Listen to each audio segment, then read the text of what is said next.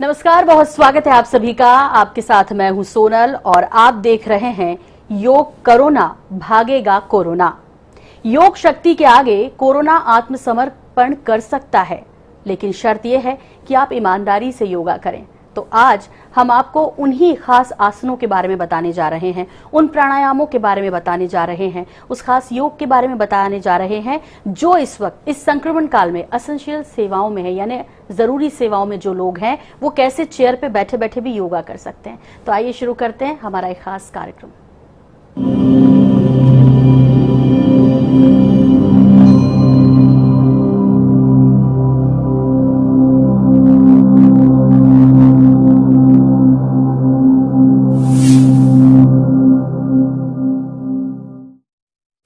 Corona के खिलाफ योग को बहुत प्रभावी माना गया है, क्योंकि इससे न सिर्फ आपकी रोग प्रतिरोधक क्षमता बढ़ती है बल्कि नई ऊर्जा का संचार होता है।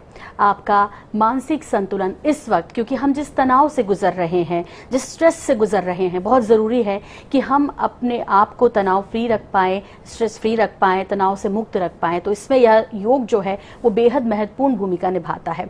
तो आज हम उन आसनों और प्राणायामों के बारे में जानेंगे जो संक्रमण से लड़ने में इस वक्त महती भूमिका निभा सकते हैं। और इसके लिए हमारे साथ खास मेहमान भी जुड़ रही हैं। जी हाँ, इसके साथ हमारे साथ आज बेंगलोर से जुड़ रही हैं हमारी खास मेहमान, जिनका नाम है और जो पावर योग ट्रेनर हैं श्रद्धा पाठक जी। श्रद्धा पाठक जी, बहुत स्वागत है आपका हमारे कार्यक्रम में।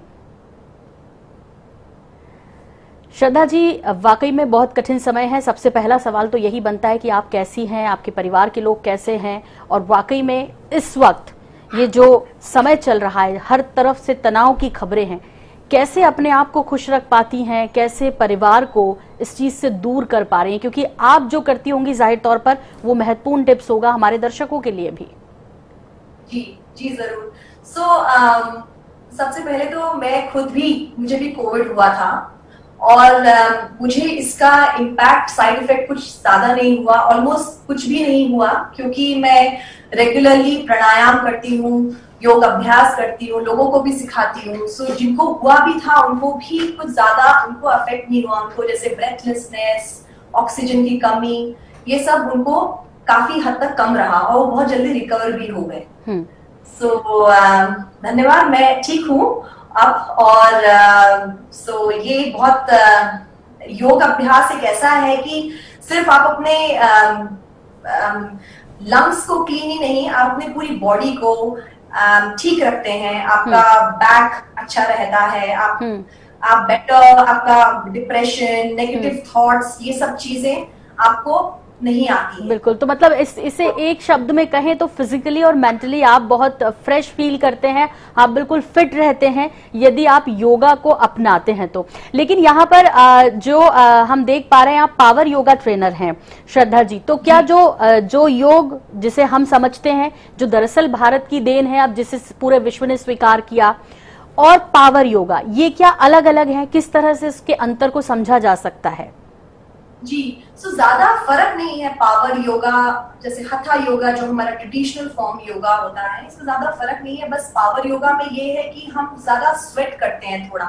कुछ ऐसे आसन हम लेते हैं, कुछ थोड़ा सा इस तरीके से हम अपने आसनों को जल्दी थोड़ा सा करते हैं, थोड़ा कम रुकते हैं, किसी में ज्यादा लंबा रुकते हैं, जिससे आप ज्यादा स्वेट करते हैं। अब आजकल तो जैसे विन्यासा योगा भी है, अष्टांग योगा है, हथा योगा हमारा ट्रेडिशनल फॉर्म ऑफ योगा है जो हमारे पुराने सभ्यता से चलता आ रहा है। सब उसी से ही लिया गया है, हथा योगा से। जी बिल्कुल। श्रद्धा जी, योग में वैसे तो ढेर सारे आसन हैं और ये योग जो है एक बहुत बड़ा विषय है जिसको कुछ समय में समेटना और कुछ समय में समझना बड़ा मुश्किल है। और योग जो है वो सिर्फ आसन नहीं है, बल्कि अंदर की आत्मा को परमात्मा से मिलाने को भी योग कहते हैं जाहिर तौर पे। तो ऐसे में इस वक्त जबकि हर जगह से नेगेटिव खबरें हमारे पास हैं, तो हम जाहिर तौर पर एक हमारा ईश्वर है जिस पर हम भरोसा करते हैं, अपनी हेल्थ है यदि हम उसको स्वस्थ रखते हैं उस पर भरोसा करते हैं, और सबसे ज्यादा भरोसे करने योग्य इस वक्त डॉक्टर्स भी हैं जाहिर तौर पे। लेकिन श्रद्धा जी, यदि हमें खुद को ठीक रखना है तो वो कौन सा सबसे कम समय में वो योग होगा या वो आसन होगा जो कंप्लीट हमारी बॉडी को, हमारी मेंटल हेल्थ को अच्छा रख सकता है?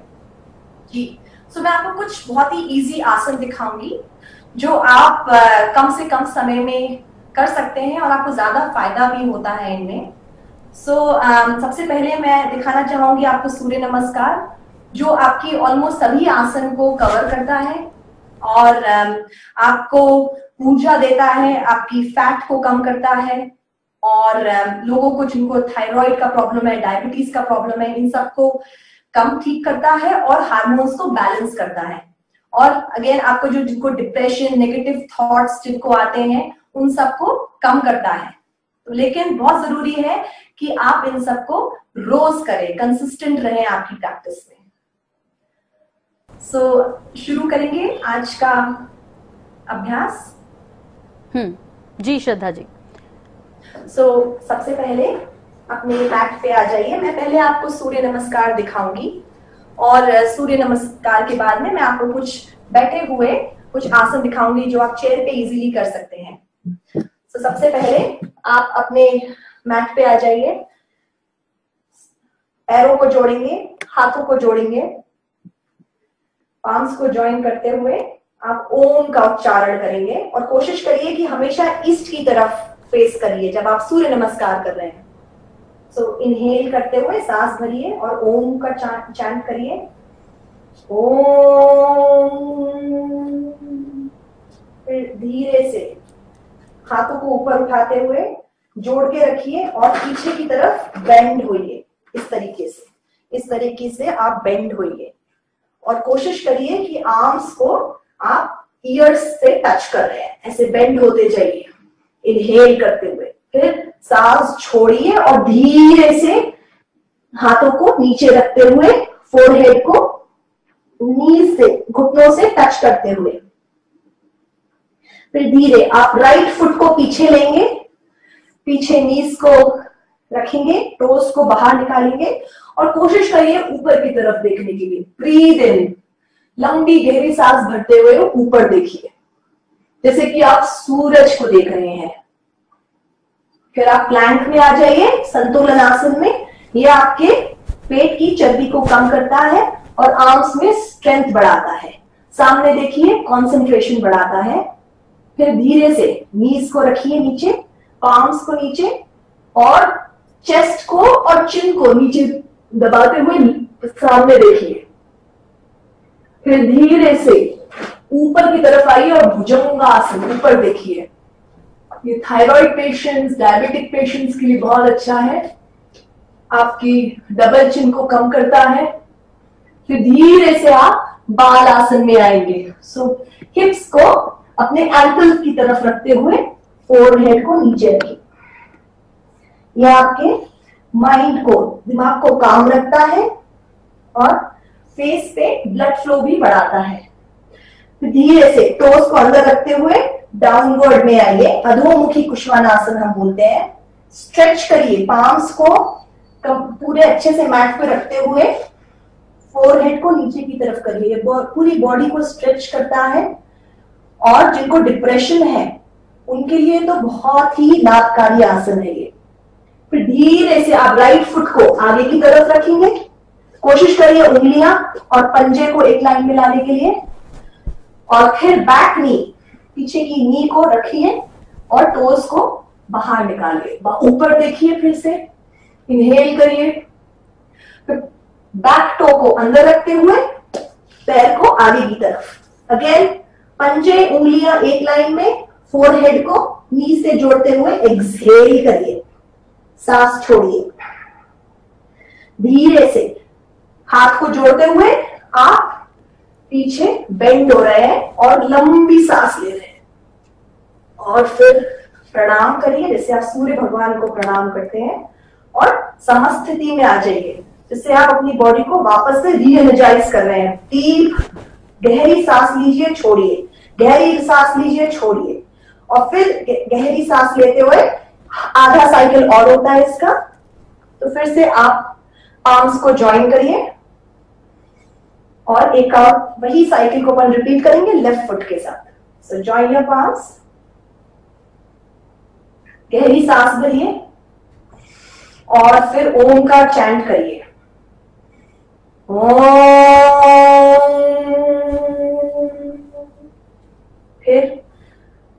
सांस भरिए, इनहेल करते हुए बेंड बैक करेंगे पीछे की तरफ, एक्सहेल करेंगे, नीचे की तरफ जाएंगे आप बहुत धीरे धीरे।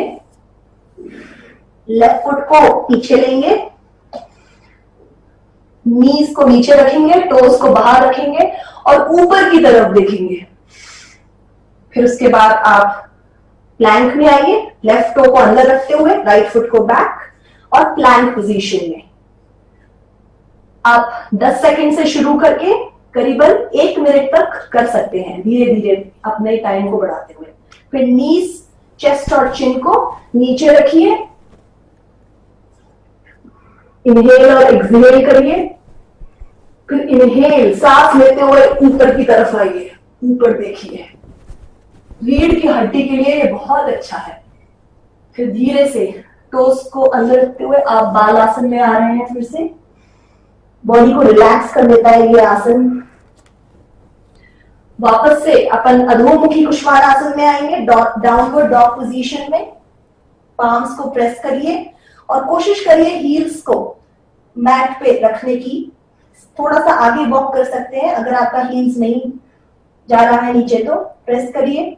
लेफ्ट फुट को उंगलियों के एक लाइन में लाइए, पंजों को और उंगलियों को, और ऊपर देखिए इनहेल करते हुए, और फिर धीरे से पीछे का टो अंदर करते हुए राइट फुट को सामने लाइए, फोरहेड को अंदर करते हुए एक्सहेल, सांस छोड़िए। पाम्स को जोड़ते हुए इनहेल और फिर से पीछे की तरफ बेंड करिए। फिर प्रणामासन और समस्थिति। फिर आप बॉडी को री एनर्जाइज कर रहे हैं। ये एक साइकिल था जो हम राइट और लेफ्ट दोनों तरफ करते हैं, वो एक साइकिल कंप्लीट होता है। ऐसे में आप 6 साइकिल्स कर सकते हैं, जो कि 12 बार करते हैं हम सूर्य नमस्कार। हाँ। ये आपका सूर्य नमस्कार हो गया। नमस्कार हुआ। श्रद्धा जी, एक लेकिन यहाँ पे मेरा सवाल है आपसे कि आपने कहा कि कंप्लीट बॉडी एक्सरसाइज है, लेकिन ठीक है, इससे जिस इम्यूनिटी पावर की हम यहाँ पर अभी बात कर रहे हैं, इस वक्त सबसे ज्यादा जरूरत है, वो तो बढ़ता ही है। श्रद्धा जी, ये जो इनहेल और एक्सेल है, यानी सांसों का लेना और छोड़ना, कहते हैं कि जब तक ये नियमित और सही ढंग से ना हो, योग का पूरा फायदा नहीं मिलता। एक चीज आपको बहुत ध्यान रखनी है, चाहे कोई भी आप आसन करें, जब आप पीछे की तरफ बेंड होते हैं तो हमेशा इनहेल करते हैं, सांस भरते हैं, और जब आप आगे की तरफ आते हैं तो हमेशा आप एक्सहेल करते हैं। ये एक आपका रूल है। आप जब भी योग अभ्यास करें तो इस चीज का आप ध्यान रखें। एक और चीज सूर्य नमस्कार में आपको ध्यान रखने की है कि आप जब, अगर आपको हाई बीपी है तो ज्यादा आगे की तरफ नहीं झुके, लो बीपी है तो ज्यादा पीछे की तरफ ना झुके। ठीक है। और फिर आप योग अभ्यास, मतलब सूर्य नमस्कार हुआ, वो आपकी इम्यूनिटी को बढ़ाता है, आपके लंग्स को क्लीन रखता है, आपको एलर्जीज जो होती हैं वो कम रखता है। हाँ। और लोगों को जो माइग्रेन है या डिप्रेशन का प्रॉब्लम है, वो सब आपका ठीक रखता है। ठीक है। और विटामिन डी आपकी बॉडी में बहुत बढ़ाता है। ठीक है। जैसे आपने कहा, हमने इनहेल एक्सेल की बात की, सांसों को छोड़ने और लेने की बात की, और ये बहुत महत्वपूर्ण आपने टिप्स भी दिया कि जब आप नीचे की तरफ झुके तो आपको एक्सेल करना है, और आप जब पीछे की तरफ बैंड हो तो आपको इनहेल करना है। श्रद्धा जी, एक सवाल आपसे यहाँ ये कि सबसे पहले तो बिना किसी व्यवधान के सांस हमारे फेफड़ों में जाए और जो अशुद्ध विशुद्ध हवा है उसे बाहर निकाले, तो इसके लिए जरूरी है कि फेफड़े अंदर से क्लीन हो, और अभी बहुत ज्यादा जरूरत भी है, इन्फेक्शन ना हो किसी तरह का, तो जाहिर तौर पे इसमें प्राणायाम से बेहतर कोई और दवा नहीं हो सकती या कहीं उपचार नहीं हो सकता। यहाँ पर आपसे जानना चाहेंगे, प्राणायाम में यदि बात की जाए तो कितना महत्वपूर्ण है इन दिनों, और वैसे भी वो कौन से प्राणायाम आप खास तौर पे हमारे दर्शकों को सजेस्ट करेंगे कि आपको नियमित रूप से करना चाहिए, डेली करना चाहिए? जी, मैं आपको आज एक षटकर्म दिखाऊंगी, षटकर्म क्रिया, जो कि कपाल भाती है, जो सब सोचते हैं कि प्राणायाम है, बट ये एक्चुअली क्लींजिंग एक्सरसाइज है। ये आपके लंग्स को, आपकी डाइजेस्टिव सिस्टम को क्लीन रखता है। तो जिससे पहले आप कुछ प्राणायाम प्रैक्टिस करें, आपको कपाल भाती करना जरूरी है। मैं आपको दिखाऊंगी पहले कि कपाल भाती किस तरह से किया जाता है। सबसे पहले जब आप कपाल भाती कर रहे हैं, आप ये सोच के रखिए कि आप बार बार सांस छोड़ रहे हैं, एक्सहेल आउट कर रहे हैं। जैसे कि आपको जब सर्दी जुकाम होता है, जब आप नाक साफ करते हैं, तो वही तरीके से आप करेंगे। और धीरे करिए, ज्यादा जल्दी फास्ट नहीं। अगर आप रोज नहीं करते तो धीरे धीरे शुरू करिए और फिर अपना तीव्र गति में करिए, फास्ट पेस्ट करिए। सो पहले ऐसा है, आप मेरे देखिए मैं किस तरह से कर रही हूँ। सो आपका चेहरा रिलैक्स्ड है और सिर्फ आप अपने ध्यान, सांस को छोड़ने का ध्यान कर रहे हैं और चेहरे को रिलैक्स करके आप कोशिश कर रहे हैं। कपालभाति, जिनको हाई बीपी है वो धीरे करें, 2 से 3 सेकंड का ब्रेक लें और फिर धीरे धीरे एक्सहेल करें। और जो बाकी कर सकते हैं वो कोशिश करिए कि आप तीव्र गति में करें और फिर अपना टाइम भी बढ़ा सकते हैं। आप शुरू में आप करिए सिर्फ 2 से 3 मिनट, फिर धीरे धीरे अपना टाइम बढ़ाइए कपालभाति का।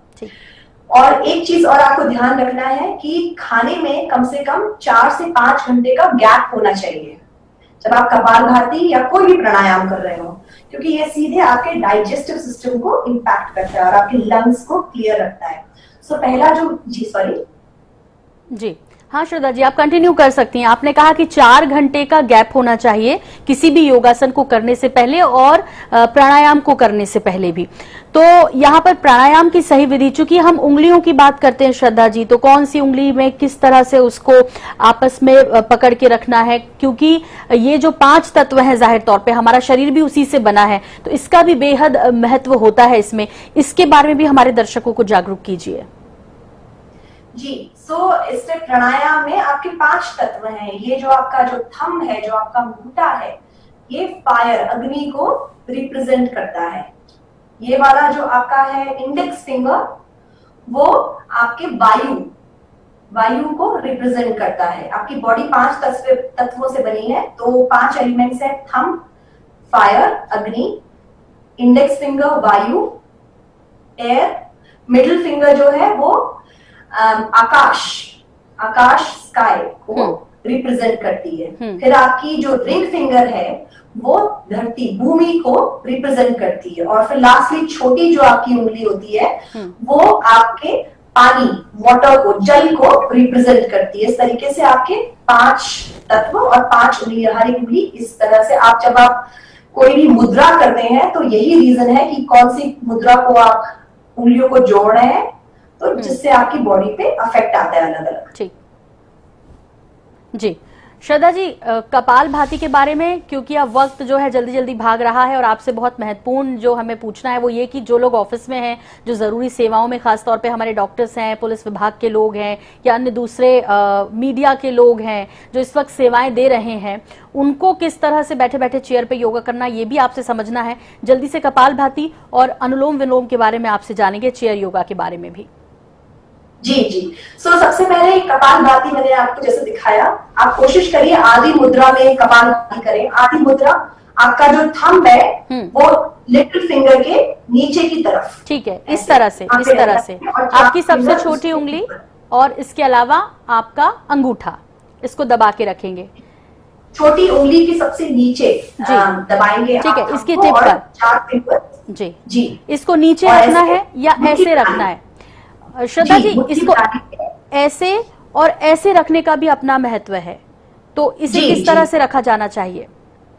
जी, ये जो आप करते हैं यूजुअली, ये अपन ज्यादातर योग जो अपन फोटोज देखते हैं वो इस तरीके से होता है, पाम्स को ऊपर रखते हुए। ठीक, तो ये जब आप पाम्स को ऊपर रखते हैं तो ये आपके सोसाइटी के उद्धार, उसके लिए, अपलिफ्टमेंट के लिए यूज होता है। ठीक है। और जब आप पाम्स को नीचे रखते हैं चिन्मय मुद्रा में, तो ये आपके खुद के लिए होता है। ठीक है, तो अभी हम सबको ऐसा करना चाहिए, क्योंकि अभी हमें सबका भला सोचना है। जी, सबको भला सोचना है, तो आप इस तरह से रखिए। ठीक है, इस तरीके से। और मैं जो दिखा रही थी आपको कपालभाति, वो आदि मुद्रा है। इससे क्या होता है कि आप स्टमक को बेटर कॉन्ट्रैक्ट कर सकते हैं। तो इसीलिए ये इस तरह से मुट्ठी बना लेते हैं। अंगूठे को अंदर रख के, ठीक है, और 4 उंगलियों को ऊपर रख के ऐसे मुट्ठी बना के, और फिर आप एक्सहेल करिए कंटिन्यूअसली। ठीक है, इस तरीके से आप एक्सहेल, सांस छोड़िए और सिर्फ आपको इसीलिए फोकस करना है कि आप एक्सहेल कर रहे हैं। सांस लेने का आप मत सोचिए, क्योंकि बॉडी अपने आप ही सांस लेती है, कि सिर्फ सांस छोड़ते जाइए, उससे आपकी क्लींजिंग होगी, आपकी स्टमक की, आपकी लंग्स की, इसीलिए इसे षटकर्म क्रिया में आता है ये। ठीक है। तो ये पहला आप शुरू करिए, उसके बाद आप अनुलोम विलोम करेंगे। ठीक है। अनुलोम विलोम के लिए हम ये छोटी उंगली और ये थंब होता है फायर और छोटी उंगली होता है जल। तो ये दो एक्सट्रीम जो एलिमेंट्स होते हैं आपके, फायर और वाटर, इनको यूज करते हैं। सो आपका जो लेफ्ट थंब है वो हम ऐसे लेफ्ट नॉस्ट्रिल उस पे दबाएंगे और इनहेल करेंगे राइट से। ठीक है। राइट को बंद कर देंगे छोटी उंगली से और एक्सहेल करेंगे लेफ्ट नॉस्ट्रिल से। फिर आप इनहेल करिए लेफ्ट नॉस्ट्रिल से और एक्सहेल करिए राइट नॉस्ट्रिल से। ये आपका एक साइकिल हुआ। ऐसे आप करीबन 10 से 12 साइकिल कर सकते हैं ऑल्टरनेट ब्रीदिंग। श्रद्धा जी, आप अभी जब बैठी हुई हैं तो वज्रासन में बैठी हैं। आमतौर पे जब हम प्राणायाम करते हैं तो पालकी मारकर बैठते हैं या उसमें भी कुछ मुद्राओं का इस्तेमाल करते हैं, लेकिन यहाँ आपसे मैं समझना चाह रही हूँ कि क्या इसमें कोई डिफरेंस है वज्रासन में बैठ के करने और पालकी मारकर बैठकर करने से? ऐसा तो मतलब आप डिपेंड करता है आपके एक तो नीज कैसी है। हाँ। क्योंकि मैं जो वज्रासन में बैठी हूँ, अगर आपकी नीज में प्रॉब्लम है तो वज्रासन में नहीं बैठिए। ठीक है। वज्रासन एक ऐसा ही आसन है जो आप खाना खाने के बाद कर सकते हैं। बिल्कुल ठीक कह रहे हो। ये ज्यादा इफेक्टिव है यदि इस तरह बैठ के प्राणायाम किया जाता है तो? स्पेशली अगर आपने कुछ खाया है या फिर आप जिस तरह से, तो आप सुखासन में, वज्रासन में आप चेयर पे भी कर सकते हैं। ठीक है। अब चेयर का चूंकि आपने बात की है और समय भी मेरे पास काफी कम है, लेकिन मैं चाहूंगी कि जो लोग जल्दी जल्दी या इस वक्त जो आपको देख रहे हैं टीवी पर, वो बैठे बैठे अपनी कुर्सी पर कैसे योग कर सकते हैं, ये थोड़ा यदि आप हमारे दर्शकों को अवेयर करेंगी तो उनके लिए बहुत लाभकारी रहेगा, जो लोग इस वक्त कंटिन्यू और कई घंटों लगातार सेवाएं दे रहे हैं। जी, तो अब मैं आपको चेयर पे जो योगा अभ्यास कर सकते हैं मैं वो दिखाऊंगी। और ये योग अभ्यास आप इजीली कभी भी कर सकते हैं जी। और कोशिश करिए कि आप 2 बार करें, सुबह करें और शाम करें, या कभी भी आपको अपर बॉडी में थोड़ा सा अगर दर्द है या फिर आपको स्टिफनेस लग रही है तो आप ट्राई कर सकते हैं। सो पहले क्या करेंगे, हम इंटरलॉक करेंगे ऐसे फिंगर्स को इस तरीके से। ठीक है। फिंगर्स को इस तरह से इंटरलॉक करके और आप ऐसे स्ट्रेच करिए, इनहेल करिए और स्ट्रेच करिए, आर्म्स को ऐसे स्ट्रेच करते हुए एक्सहेल डाउन। फिर से इनहेल, सांस भरिए और स्ट्रेच करिए, फिर से नीचे करिए। ऐसे 3 बार कर सकते हैं आप। इनहेल, सांस भरते हुए ऊपर और फिर नीचे। हाँ। फिर आप दूसरा जो हम वेरिएशन है गरुड़ आसन का, उसमें करेंगे हम। दूसरा है, आप अगर लेफ्ट हैंड को आगे रखेंगे और राइट हैंड को ऐसे, और अगर आप जब ऐसे लपेट लेंगे, कोशिश करिए कि आप पाम्स को जॉइन कर लीजिए, बैक को स्ट्रेट रखिए और इनहेल करिए, ऊपर की तरफ देखिए। देखिए मैं साइड से दिखाती हूँ आपको, इस तरीके से ऊपर की तरफ देखिए और फिर धीरे से एक्सहेल नीचे की तरफ देखिए। 4 काउंट कर सकते हैं आप। फिर से आप इनहेल, ऊपर की तरफ देखिए और एक्सहेल, नीचे की तरफ देखिए। तो ऐसा आप 3 से 4 बार कर सकते हैं। फिर मैं आपको तीसरा दिखाऊंगी, जो जिनको बैक में बहुत स्टिफनेस हो जाती है तो किस तरीके से वो अपने बैक को फ्लेक्सिबल कर सकते हैं। सो राइट फुट को आप लेफ्ट नी पे रखिए, लेफ्ट हैंड राइट नी पे रखिए और ट्विस्ट होइए और थोड़ा पीछे की तरफ देखिए। तरीके से 4 काउंट रखिए, देखिए पीछे, ठीक, और फिर रिलैक्स। फिर आप राइट हैंड को लेफ्ट हील पे रखेंगे और पीछे की तरफ देखेंगे और फिर रिलैक्स। इसी तरीके से आप यही चीज दूसरे नी से भी कर सकते हैं। तो लेफ्ट फुट को रखिए राइट थाई पे, राइट हैंड को लेफ्ट नी पे और फिर से टर्न होइए, पीछे लेफ्ट की तरफ देखिए और फिर सामने देखिए और यही चीज अगर दूसरी तरफ भी करेंगे। ठीक है,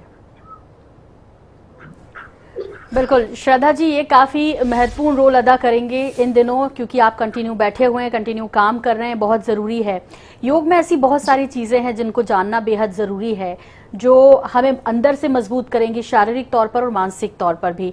लेकिन श्रद्धा जी, ये जो महत्वपूर्ण टिप्स आपने बहुत कम समय में ज्यादा देने की कोशिश की है, ज्यादा से ज्यादा बताने की कोशिश की है, हम उम्मीद करेंगे कि हमारे दर्शक इससे जरूर फायदा लेंगे। और आपका भी बहुत शुक्रिया, और ऐसे ही स्वस्थ रहिए, लोगों को जागरूक करते रहिए और हमारे योग को बढ़ाते रहिए। इन्हीं शुभकामनाओं के साथ बहुत शुक्रिया हमें इतना वक्त देने के लिए, हमारे साथ जुड़ने के लिए। तो योग बहुत जरूरी है, खुद से खुद का मिलना भी योग है और इस वक्त बहुत जरूरी है, क्योंकि लगातार क्रोध आ रहा है, तनाव बढ़ रहा है, हर तरफ नेगेटिविटी है, इसको दूर करना है। इसके लिए योग सबसे अच्छा साधन है, इसको अपनाइए। घर में सिर्फ 20 मिनट योगा करिए और फिर इसके फायदे देखिए। फिलहाल हमें दीजिए।